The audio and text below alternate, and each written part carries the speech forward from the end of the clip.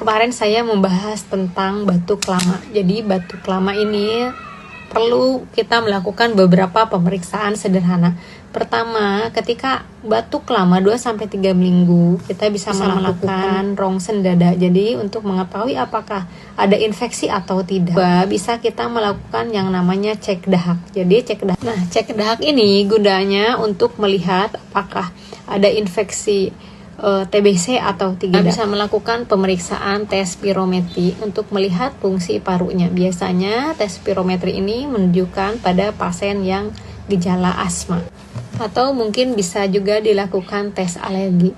Karena penyebab batuk lama itu bisa karena infeksi, bisa karena alergi, atau bisa karena penyebab lain. Terima kasih.